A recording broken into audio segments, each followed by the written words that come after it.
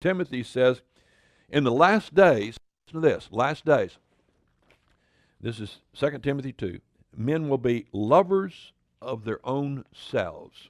And there you go. That's a passage on loving yourself. Maybe the only one in the Bible.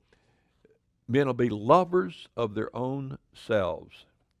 Covetous, that means they want something like money or clothes or something someone else has got.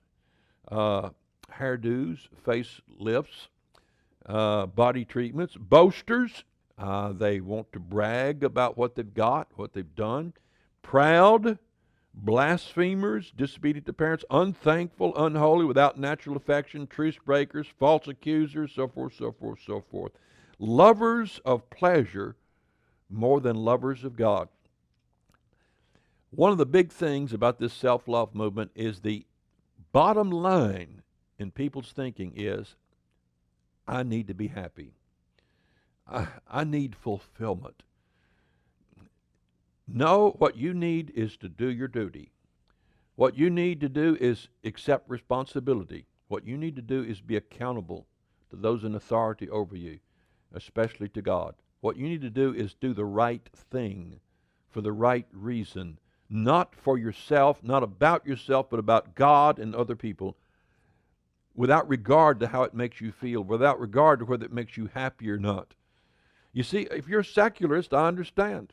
Sure, you be as happy as you can. I mean, drugs make you get just as high as you want. Just stay that way, if that's what you want, if that's what makes you feel good. Having a form of godliness, lovers of pleasure more than lovers of God, having a form of godliness. A lot of people have a form of godliness, but deny the power thereof.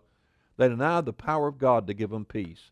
They deny the power of God to give them meaning. They deny the power of God to love them and give them a sense of self-worth and meaning. They deny the power of God. From such turn away. He said, don't associate with those people. If you got a lot of friends that are into this movement, then just separate yourself from those friends until they get this straightened out.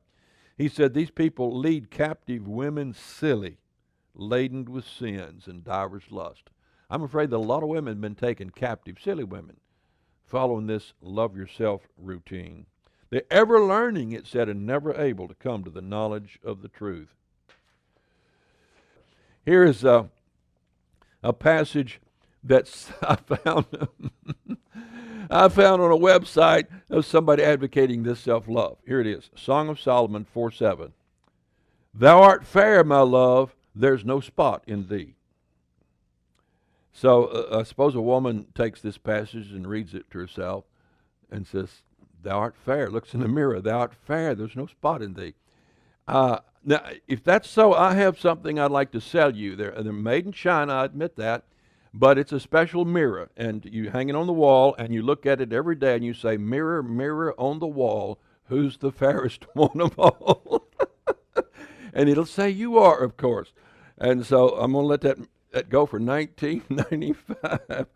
Now, 1 Timothy 4:7 says, but refuse profane and old wise fables, exercise thyself rather unto godliness. Bodily exercise profiteth little, but godliness is profitable unto all things. So, I try not to get fat for my health's sake, and I eat a very careful diet and so forth, try to stay alive, more so the older I get.